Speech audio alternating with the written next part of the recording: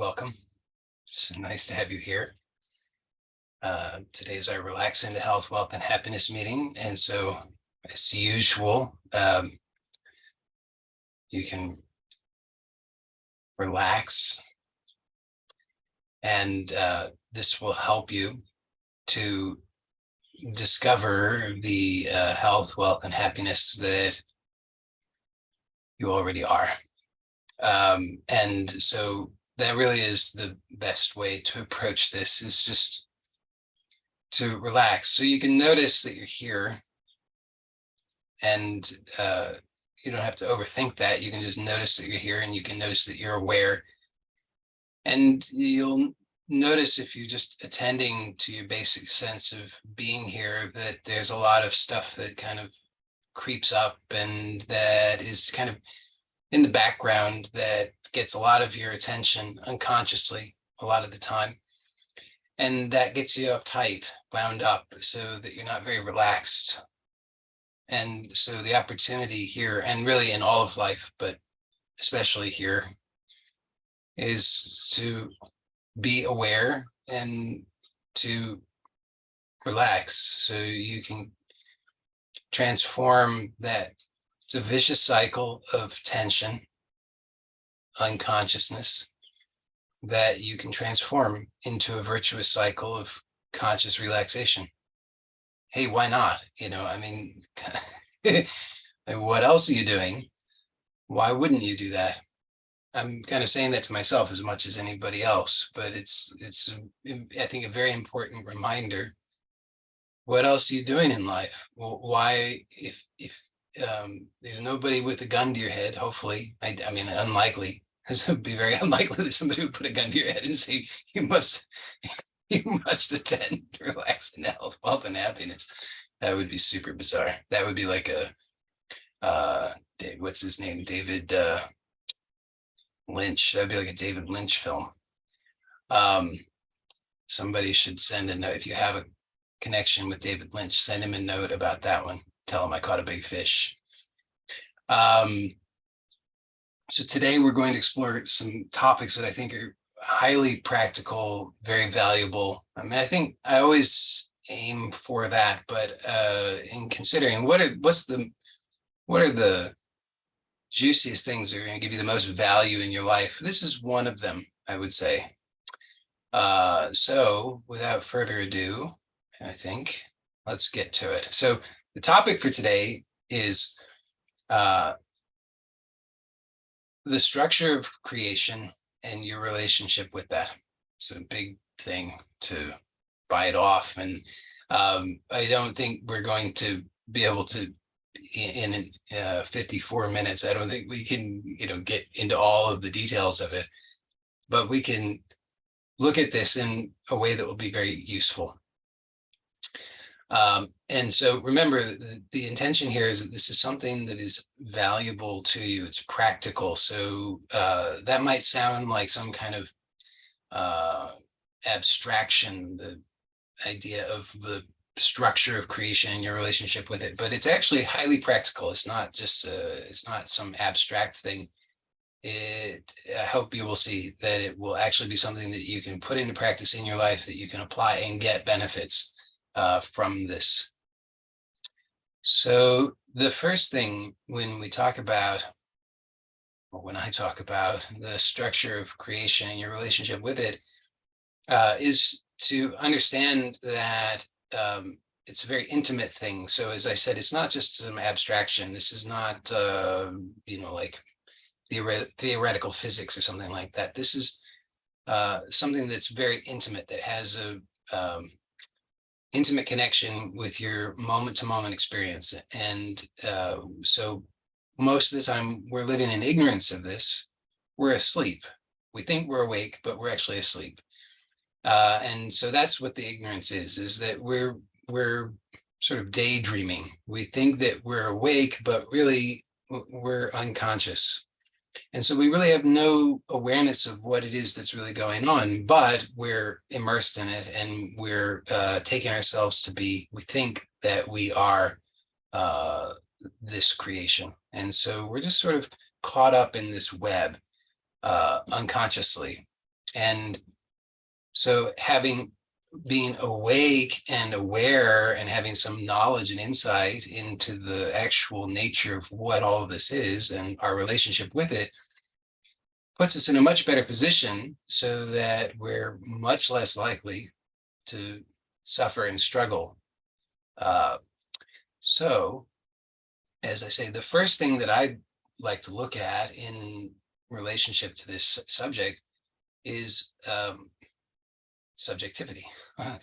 Okay, so there are multiple levels to subjectivity. So we could contrast subjectivity with objectivity. And so objectivity is this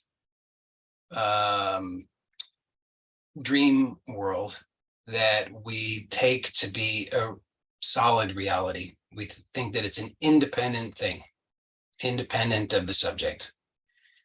And so that's objectivity. That's the normal way that most of us are taught to think and perceive. That's the way that most of this world seems to be operating, is based on the notion of objectivity. And so maybe that has benefits, maybe it's all bad. I don't want to get into that, but we could certainly just see that it has some limitations. And what's often overlooked is subjectivity. And to really understand the importance of subjectivity and how inclusive subjectivity really is. In fact, that subjectivity is inclusive of objectivity. So rather than objectivity being something independent, actually objectivity is included within subjectivity. And that's why when we overlook subjectivity and we're ignorant of the reality and vastness of subjectivity, we're in a weakened position because we're living in ignorance. So I want to take, first of all, a look at this topic of subjectivity, because this is the context for understanding the structure of creation and your relationship to that. So there are a couple of ways that we could go about it. I mean, there are infinitely many ways that we could go about it. I'd like to explore it in a couple of different ways. And these are not meant to be exhaustive by any stretch of the imagination, but we'll maybe look at it in two ways. So the first way that I'd like to look at it is to see that if you look at your normal states that you experience, we can categorize them broadly as waking, dreaming, and deep sleep, or dreamless sleep. And so I'm not making this up. This is classical philosophy. Okay, so we've got these three states: waking, dreaming, deep sleep. So if you just look, you'll see right now that pretty much sums up what you would consider to be, that pretty much covers all the bases in terms of what you experience. These are the three basic states. So right now, we would probably consider this to be waking. So this is a waking state. And then, that when you go to sleep at night, then you have dreams. That's dream state. And then at other times when you're asleep, there's no dream. And there's obviously no waking state. So this is the third state. This is the deep sleep or dreamless sleep state. And so this doesn't seem like mind-boggling or earth-shattering. Hopefully this seems pretty straightforward, that you can understand this much so far. Now, how is this useful at all? And what does this have to do with subjectivity? So these three states, well, let's look at it. Now, a lot of the time, we're very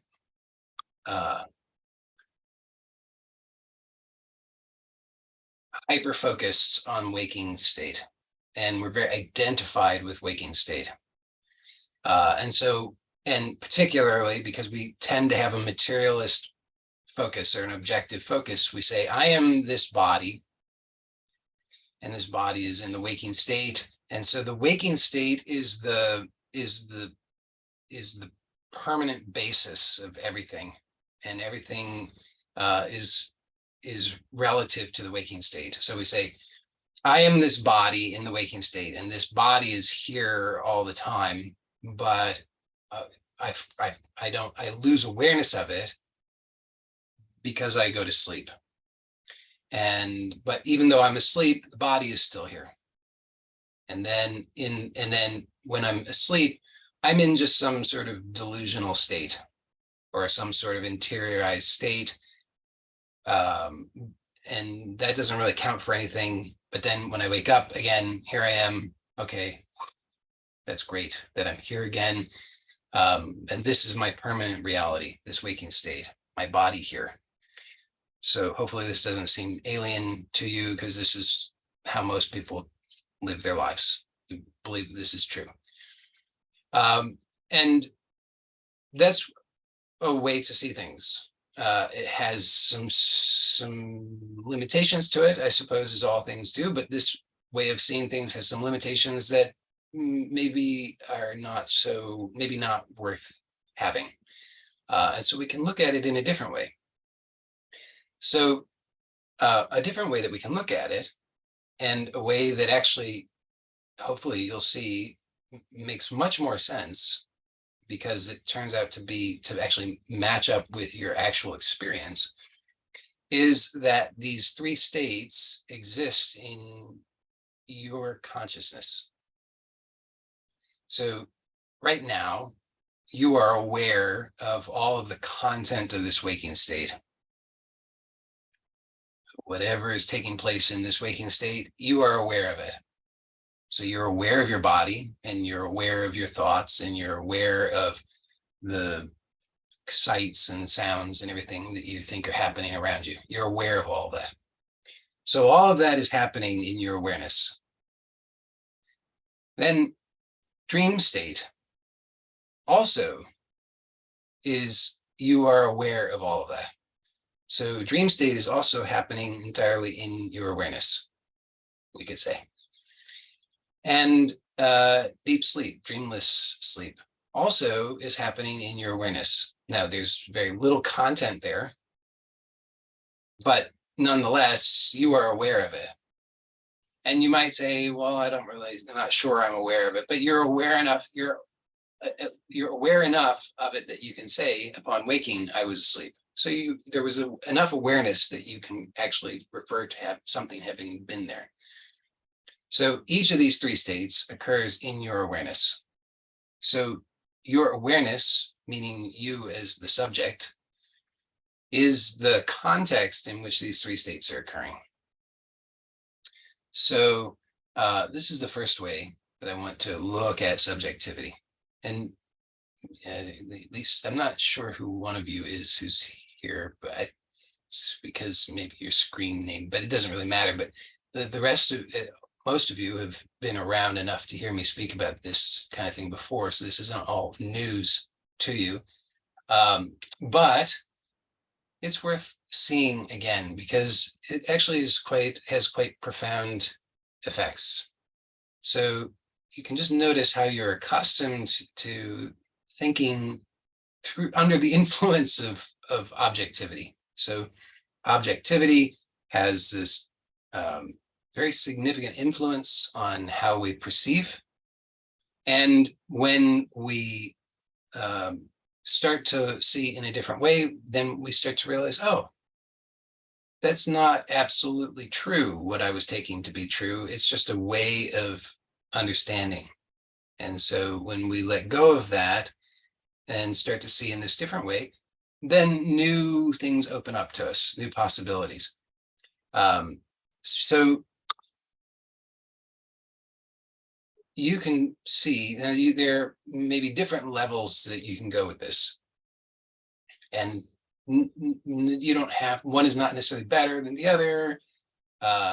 It's just whatever is available to you that you can actually see. But one way to see it is that you can see, and this is sort of like I guess this is sort of solipsism, is that everybody is has their own consciousness, and so everybody only has access to their own consciousness, and so you've got a bunch of consciousnesses that are never really interacting with one another, but they're all living in their own pure subjectivity. So lots of independent subjects. So that's one way to understand it. And another way to understand it, which is remarkably similar, but so it's not totally different. It's just that there's actually only one consciousness, and all of this is happening in that one consciousness. So either one, if you can see it either way, that's useful. Again, one is not better than the other necessarily. It's just whatever you can actually perceive is going to be useful to you. So just see if it's possible to start to recognize how that's actually true in your actual experience, that all of this is happening in your in consciousness, in awareness, in you. So not necessarily in you as you understand yourself as an object, but in you as a subject, as the formless, nameless subject.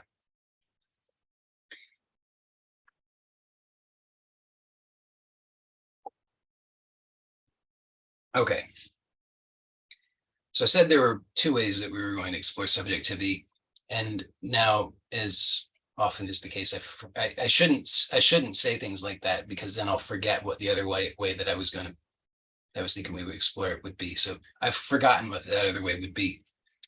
So maybe we'll just leave it at that in terms of subjectivity. So just to see that all of this experience, now I've sort of I've maybe triggered something. I remember vaguely what I was.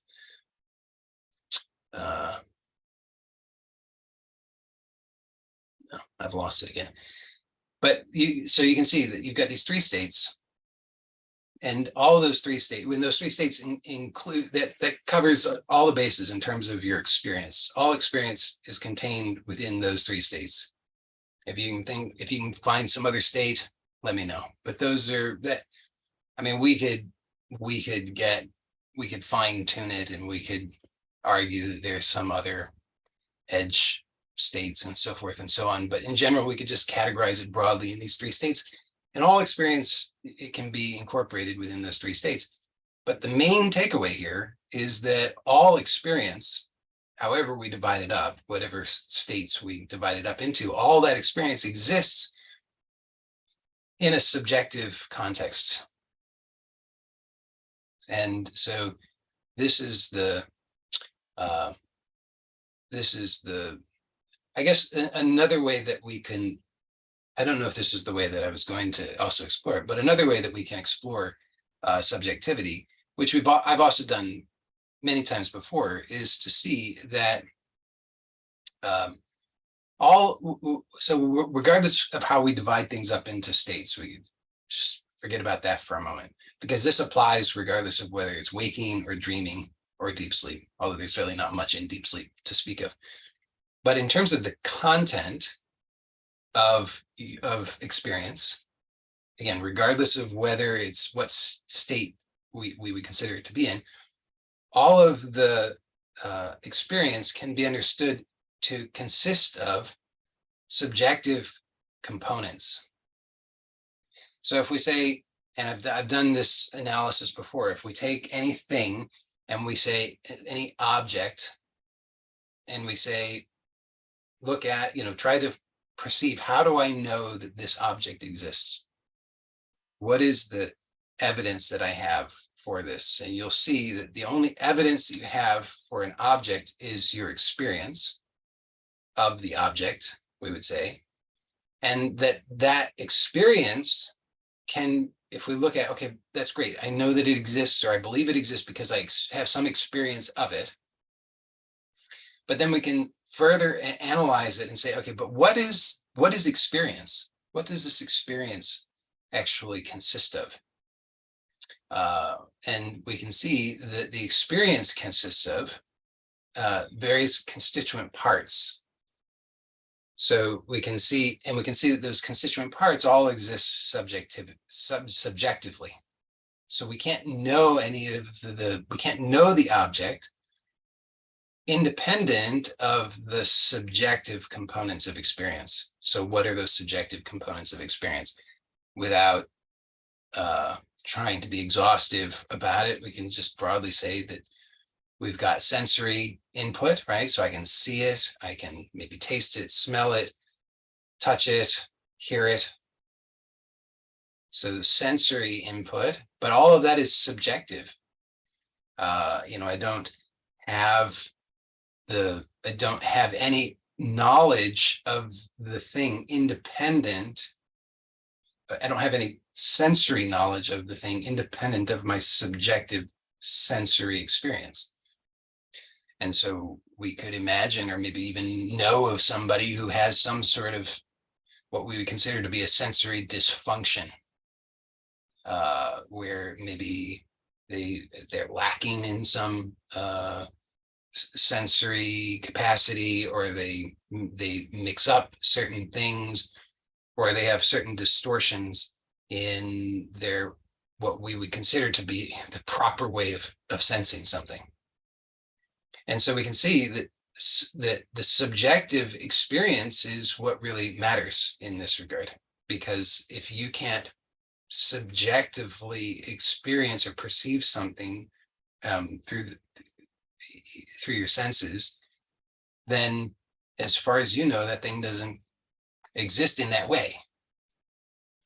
And then we could also add into that there's also we could say thinking also is another subjective component. Maybe we could argue that there are other things as well, but generally that kind of covers it, right? You can think about something subjectively, you can sense it, and we could also say that there are what we would consider to be outer senses and inner senses, and really it's kind of a false distinction because they're all inner senses, but we have a faculty of sight, right? So we can see, and we say, I'm seeing something outwardly. We also have the faculty of inner sight. It's the same basic faculty, but it's just internalized. And so we can imagine or visualize something. So those, we can differentiate and say that we have grosser and subtler aspects of these sensory functions. But without getting into a whole lot of finer detail, basically, broadly, the point I'm making here is that all of the evidence that we have for our experience, or I should say, all the evidence that we have of any objective anything is actually our experience, which is entirely constructed of subjective parts. So hopefully, as usual, a lot of words to kind of make a simple point. Here we are 27 minutes in, and that's just to set the context to talk about the topic of today, which is, if I can remember now, what is the topic of today, which is the structure of creation and your relationship to that. And that is, again, entirely practical, has great value that you can actually get from this right away. But the first thing I wanted to establish is that everything that you know about anything is subjective, and you can understand that subject to be whatever you want. It doesn't matter. You can imagine that you are a solipsistic subject, or you can imagine yourself to be a universal subject. It's really, for our purposes here, it's irrelevant, because the point is just that you're a subject. Your experience is entirely subjective. Great. Hopefully that's established. So I can stop blabbing about that, and then we can talk about the structure of creation. So having said all of that about subjectivity, it's not difficult then to take one further step and see that we've already really kind of been talking about the structure of creation, because creation is actually a subjective experience. It's a subjective phenomenon. Now,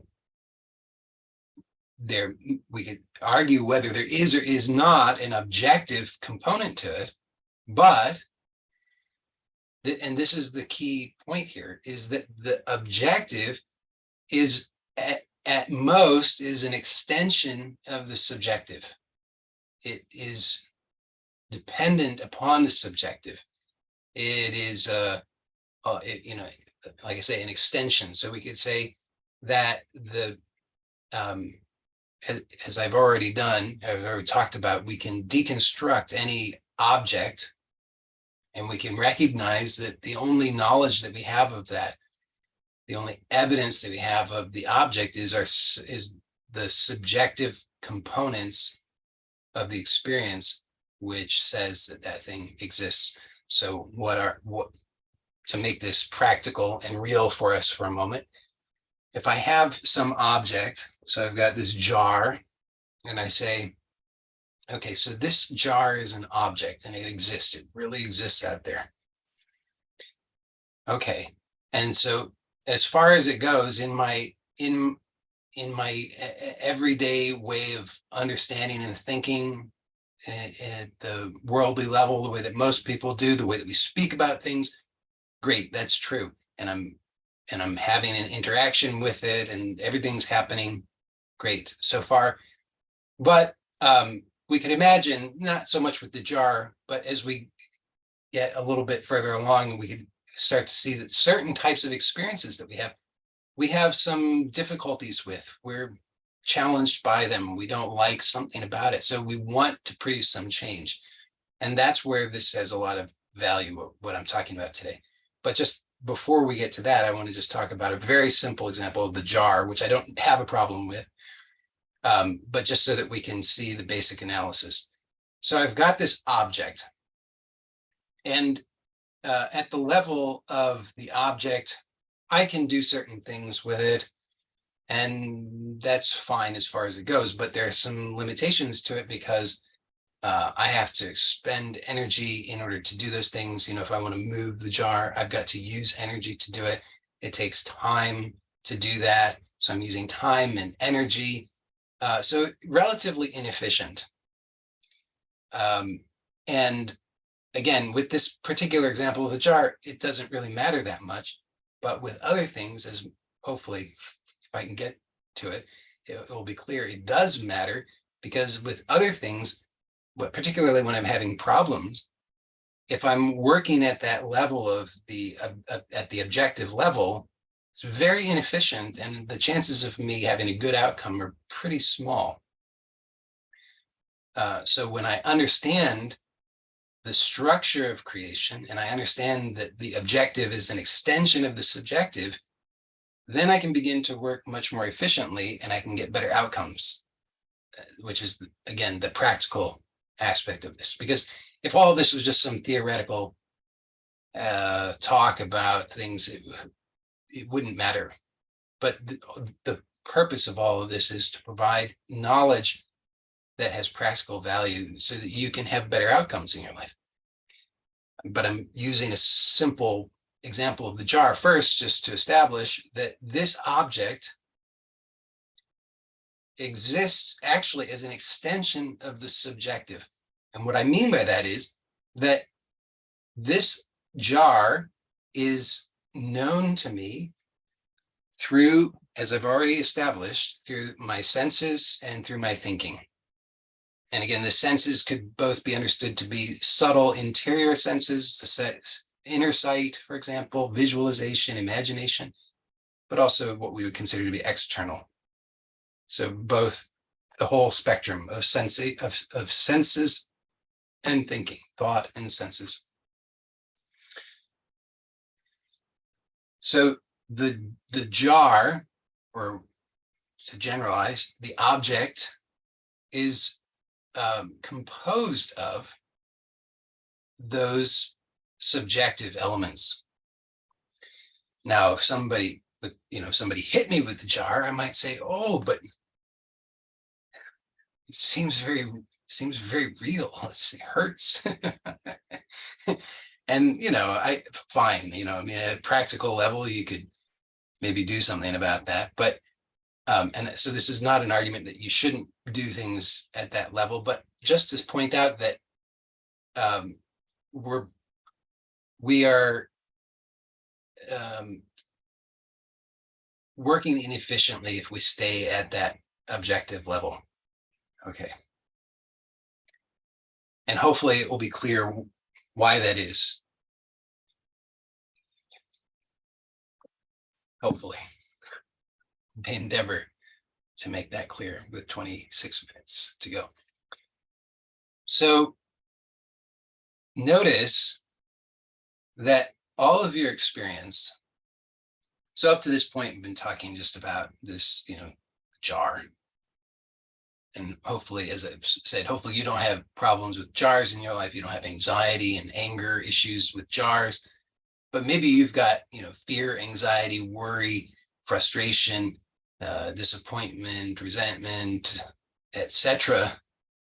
in regard to other things in your life that you consider to be objective in the sense that you consider it to be something out there independent of you, other people, situations, etc. And so this is where what I'm talking about today really can shine and offers a tremendous amount of value, is because you can start to see that your entire creation, your entire reality, your entire universe, your whole world, everything that no matter how you divide it up and imagine it as these various independent, objective things, people, places, situations, and so forth, all of that is known to you only through your subjective faculties. Now, think about one of those people, situations, or whatever it is that you have some challenge with. And notice you want some change there. And normally, if you're like most of us, and maybe some of you, you worked with this enough that you don't think entirely in this way anymore. But for most of us, at least our starting point is that we think, I need to change that out there. And if only that person would see things differently or would behave differently, if only this situation was different. So we want to change that thing out there.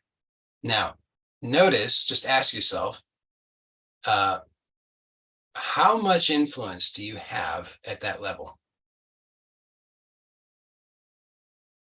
Shouldn't take you long to answer that question. And then notice, relative to how much influence you have over that person, place, situation, or whatever, how much influence do you have over your subjective experience of it? Now, your subjective experience is going to, there's a gradation of things there. So we want to kind of look at that and see, because we'll have maybe more influence more readily at certain levels than others. But let's take a look at the level of thought. So your thought is subjective, maybe, probably, at least for this conversation. And another day I might argue that it's not, but today I'm going to say that it is, just because it will be practical for today.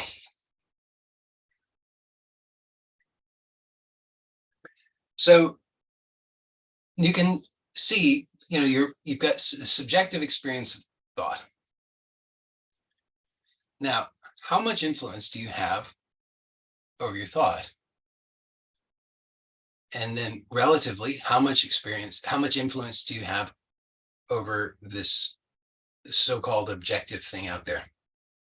And hopefully you can see that it's much easier for you to have a different thought than it is for you to actually produce an objective change at the level of objectivity. Hopefully you can see that. And if it's not clear to you, then you could try this out. Just right now, just think, you don't have to believe it. You don't have to think it makes any sense. Just think the thought,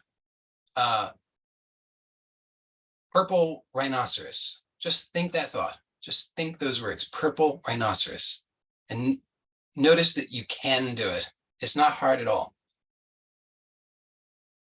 So actually, it's remarkably simple. You can produce that change right away. You can think a different thought. Now, whether you believe the thought, whether you like the thought, what you feel about it and all that, that's another issue. We'll get to that in a moment, maybe. But just to start, just notice you can think a different thought. And that's actually quite easy to do. Now, most of the time, what we're doing, maybe not you, but most people, and maybe you can see that you, maybe years ago at least, this is how you would probably have approached things, because this is what we're taught. What we do is we just straight away, we try to manipulate things out there to conform with what it is that we're already holding subjectively.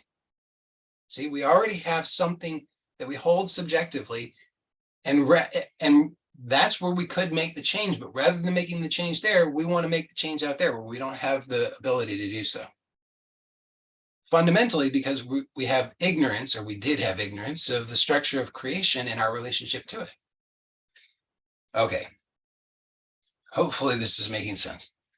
So thus far, I've sought to establish that we have that subjectivity is primary, and that objectivity is at most an extension of subjectivity, that it follows from subjectivity, that the object exists, at least as far as we know it, only as a construct of our subjective faculties.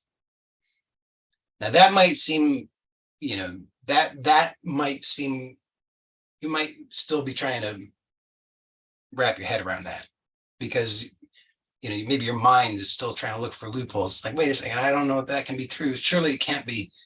And that's fine. So I'm not asking you to just accept this, although that might be useful to you, but I'm just inviting you to take a look.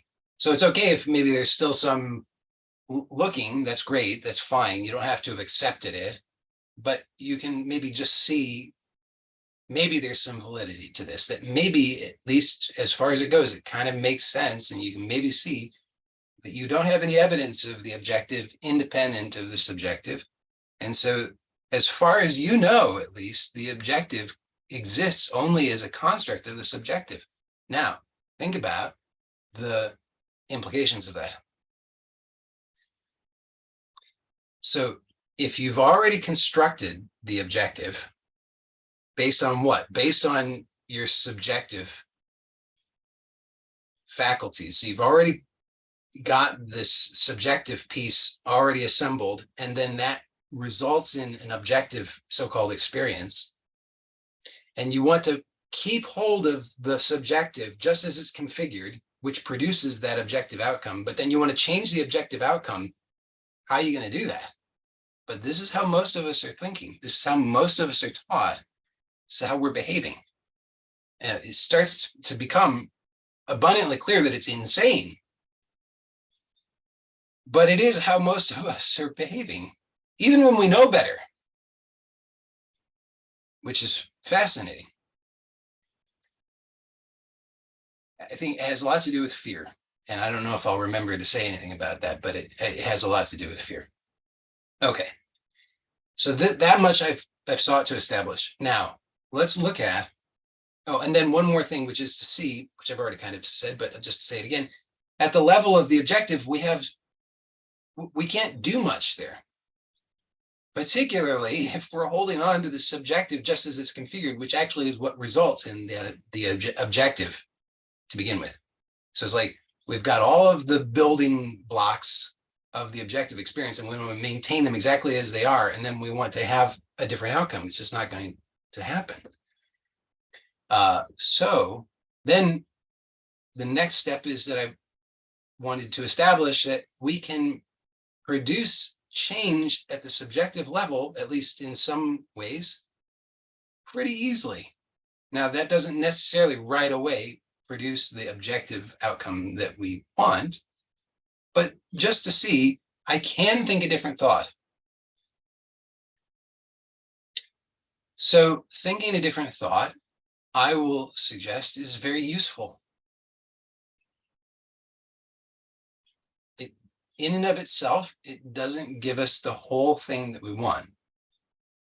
But it's if we start to understand how the creation is structured, then it starts to make a lot of sense that this is how I want to approach it.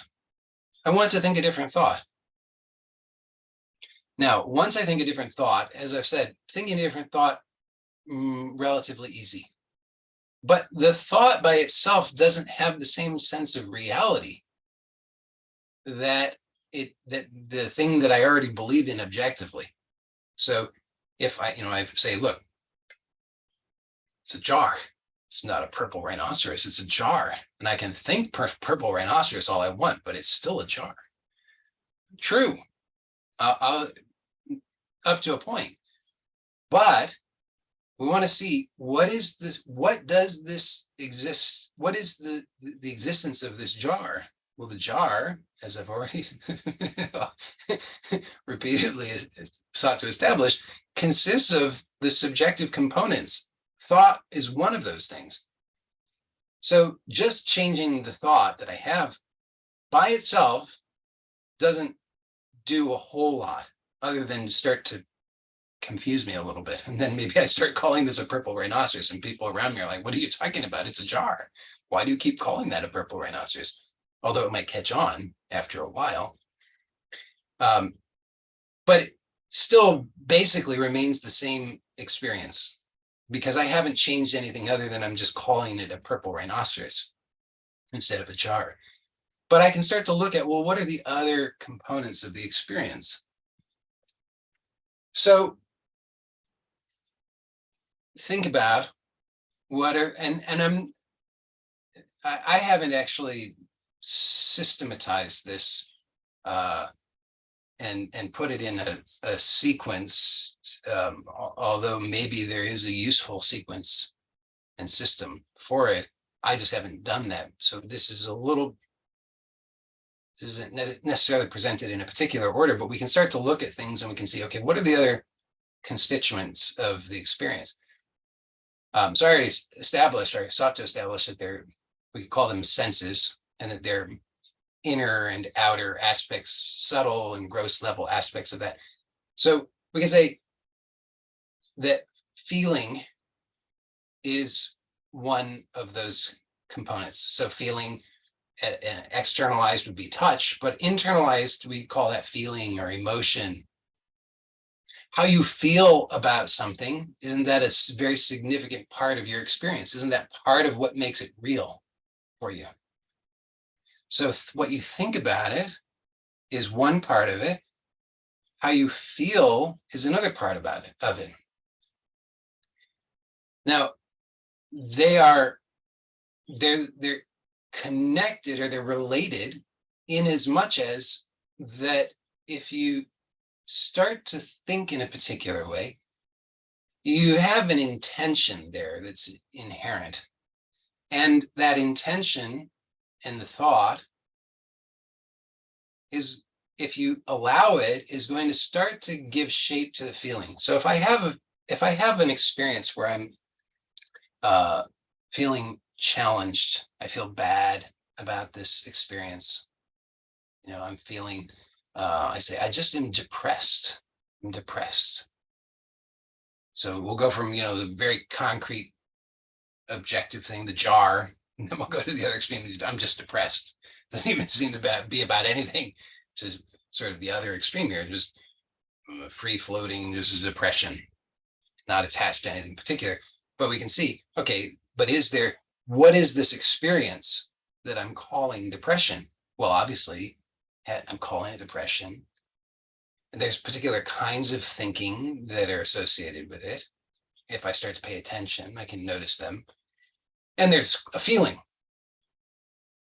Okay, so, but I say I don't like this experience. I want a different experience. Okay, so we can look at constituent parts of it, and we can start to produce change subjectively where we're able to.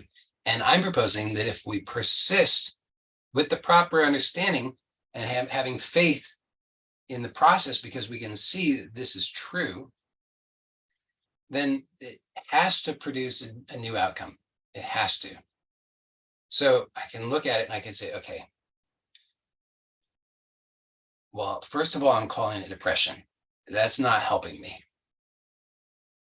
Now, this is not, I'm not proposing we're just trying to whitewash anything and just say, well, I won't call it depression, I'll call it happiness.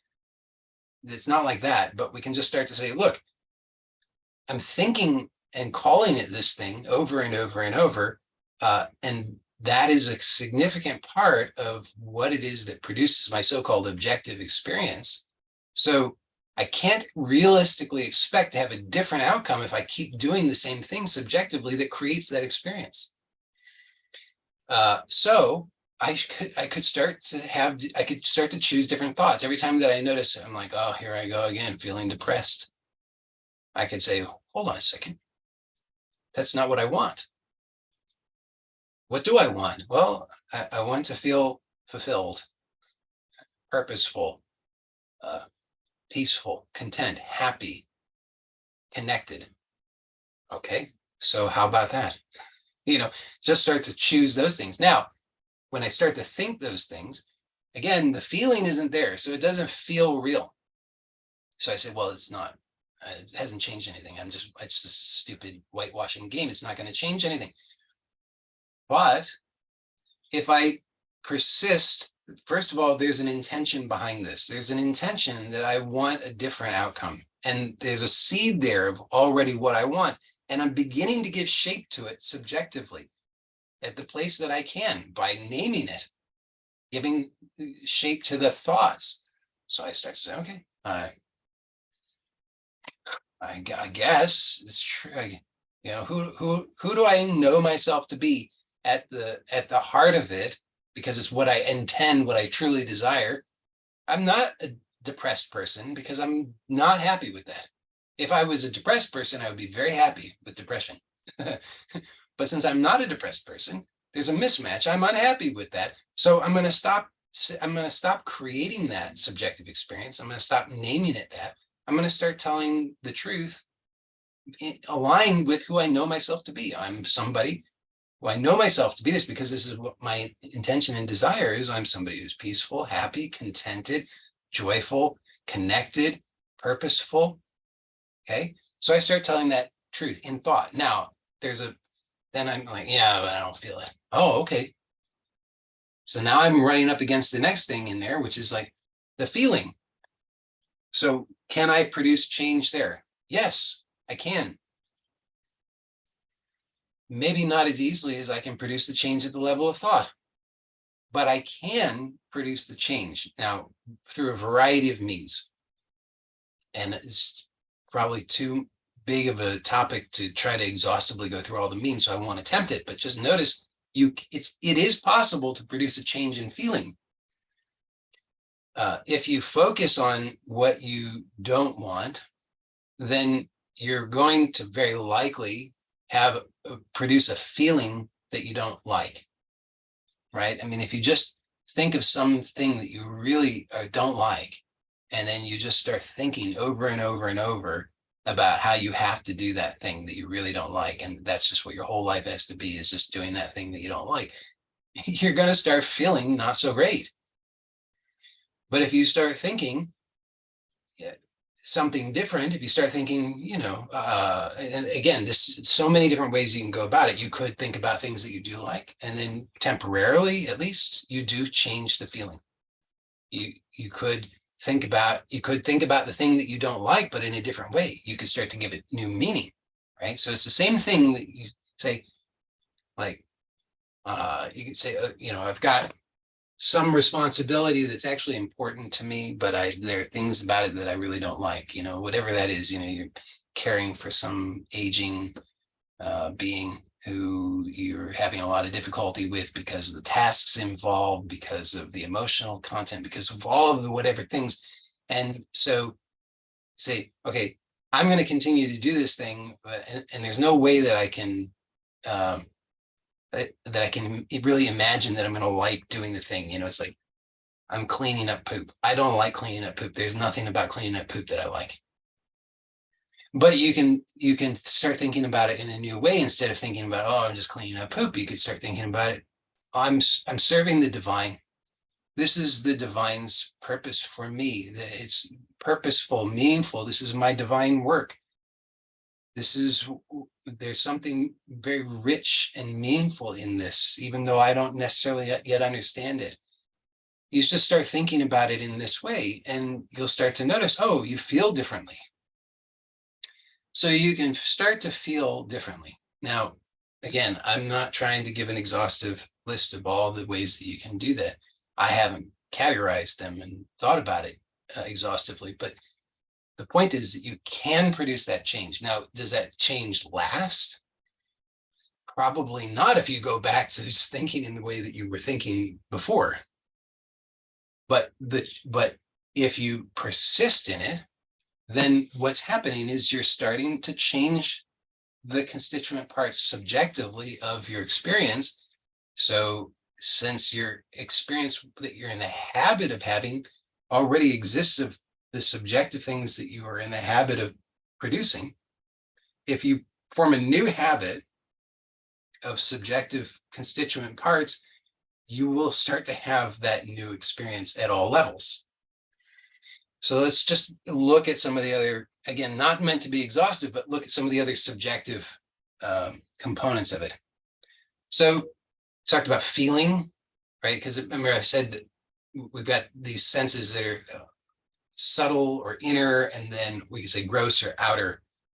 So there's a spectrum. So I talked about feeling, which outwardly is projected as touch, but inwardly is subjective feeling or emotion. And then we could say we have outward sight, inward sight. So we have inner sight, which would be visualization or imagination. So we're imagining things all the time. We're imagining, and the way that we imagine gives shape to our experience, obviously. And so being aware of how we're imagining is useful to us in terms of being able to produce the outcomes that we want. So so you can just start to notice what you're imagining. If you spend a lot of time, and these are all interconnected, obviously, you can see there's a relationship between what you're thinking and feeling and what you're imagining. That's why I said I don't know the exact sequence. I guess it kind of depends moment to moment, person to person. But I would say just look to see where can you start that you can produce the change most easily, and start there. So maybe for some people it'll be through visualization. Maybe they can imagine something different and better more easily than they can think a new and better thought. So for that person, imagining would be the place to start, because that's the easiest thing for them to start with. I don't know if there's any universal prescription in that regard. I think for me, it's probably easier just to think in different thought, and the imagining would follow from that. And the feeling would also be, maybe the feeling would come after the imagining in sequence for me most of the time. But you maybe would have a different experience. So you have to look at your own way of organizing things. But you just look to see, can you imagine something different? And yes, you can. Maybe it's relatively more or less easy compared to thinking a different thought or feeling a different feeling, but you certainly can. And so as you start to do these things, and you put them together and you persist in it, then the experience starts to change. Why? Because your experience consists, however you conceive of the experience, whether you conceive of it as subjective or objective, nonetheless, it consists of these subjective components. So as you change those components, the experience has to change. Now, I did say this is an exploration of the structure of creation in your relationship with it. So just to put a point on it, I want to say that this applies across the board to your experience, both what you would consider to be inner and outer, or subjective and objective in all regards. Now, this will be easier or more difficult for you to accept and understand, depending on how you're able to understand subjectivity. If you believe still, if you're perceiving that you are an objective subject, and like that this is a solipsistic universe, and that you have a consciousness that's like a bubble, an objective bubble that's just floating around, bouncing into other bubbles of consciousness, but you never can really meet, then there still seems to be some kind of external objective thing that it's like still tempting to believe that there's this external objective reality that you're interfacing with, even though it doesn't quite match up with what you're accepting here. But if you can start to see that everything, really everything, the entire universe that you know, including other people and places and everything, exists only subjectively, just the same as your dreams exist entirely subjectively. So coming back to that initial exploration of subjectivity, to see that all the states exist as in a context of pure subjectivity, then you can start to see that there's no limit to what's possible in terms of being able to create consciously or recreate or give shape to your experience at all levels. So that it's like in A Course in Miracles, it said there's no difference between, there's no difference in order of magnitude in terms of miracles. So you might think, oh, this is a big miracle, or that's a small miracle. But actually, they're all happening on a level playing field. And if you can really understand what I'm saying here about subjectivity, that pure subjectivity, to see that everything that's happening, the entire universe, all of creation is happening as a purely subjective experience, then you can really start to understand what's being said there in terms of no difference in order of magnitude of miracles, that a change in your subjective experience and a change in the objective, it's really the same thing. And so as you change your thinking and you change the feeling and you change the imagination, you change these constituent components, which you have the ability to do, maybe not well practiced, maybe not always easy, but certainly possible, then what we would call miracles that are unexplainable objectively take place. Again, because those are all extensions of the subjective. So I'm reasonably happy with that. I hope that I did a good job explaining that. I think I made good on the promise that this is of practical value. I think that I gave examples of how you can apply it. So that's where I'll leave it for today. And of course, for those who are here live, I'm happy to stay on for Q&A. And in that case, if you do have questions or want to clarify anything, you're welcome to do that. And that would be great for everybody else who's watching it on YouTube. That's it for today. So let me end this recording.